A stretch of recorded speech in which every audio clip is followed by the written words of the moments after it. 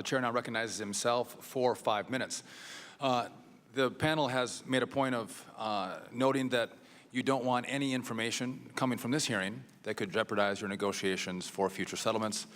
Duly noted, but to the panel, any of the $1.7 billion that has been provided in cash to Iran, is any of that going to be used for terrorism? And can you guarantee me that that money won't be used to harm any Americans? Mr. Beckemeyer. Congressman, thank you for your question.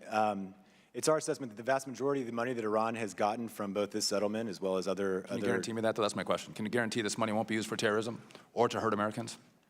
As I said, it's our assessment the vast majority has gone to the critical economic needs that Iran has had. Now, I can't speak to every dollar that's going to go in or out of Iran, as you know.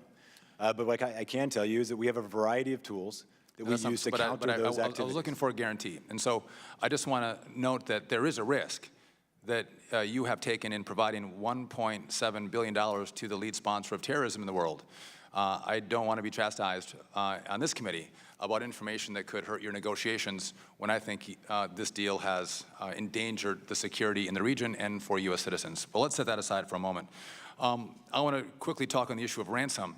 On the day of the prisoner for cash deal, would the prisoners have been released in your assessment if the cash was not sent, the $400 million?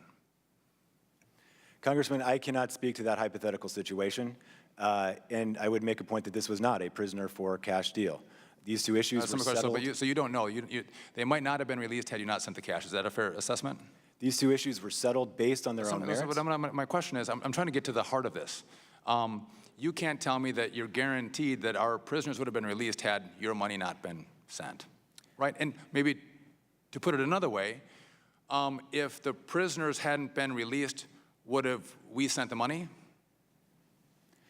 As I noted in my statement, Congressman, specifically after we learned that we could not locate the wife and mother of Jason Rezaian, we put a pause on making this payment, not because it was linked to that particular transaction, but because it was a prudent step. So prudent step, but you're telling me that you wouldn't have sent the money but for the release of our prisoners.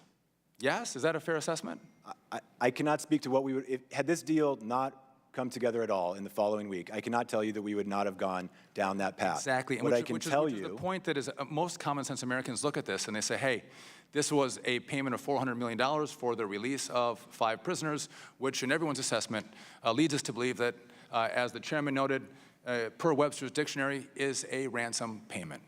Let's leave that aside. I'm sure my colleagues will get to that a little bit later.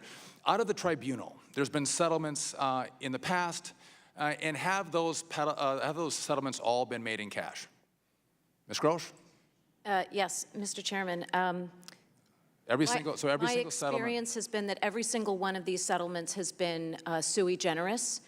Most of the settlements that were made in the past were before sanctions. And in fact, before... I only have 2 minutes, but to be clear, when we've had settlements, the payments to Iran have been made in cash payments, not wire transfers, not checks, not any other form. It's a cash payment, like what we did with the $1.7 billion.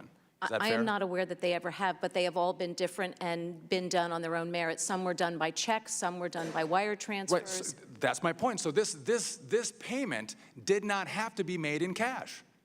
The payment could have been made in the form that others were made, whether it was a check or a wire transfer. You were not prohibited from using a wire transfer or a check. You didn't have to send cash, is my point. Is that correct?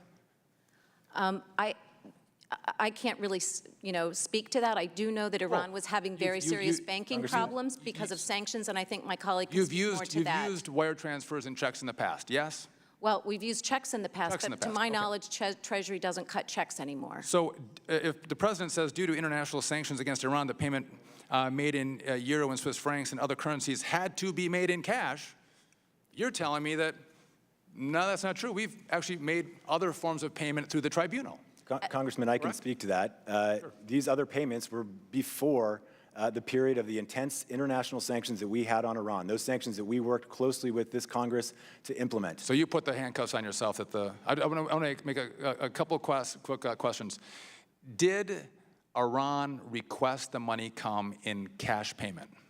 The terms of this deal for Iran were that they would get an immediate refund of the principal For them, the critical need was that they got immediate access so that they could address the critical economic needs that they had. And at the time, our people that were facilitating these transactions felt that the only way to provide that immediate payment. So they didn't ask for cash, but you made sure that they got this money, the 400 and the 1.3 billion. They get immediate access to it. It's untraceable. And per media reports, this money has gone to the military, not for the benefit of the Iranian people. My time is up, and I now recognize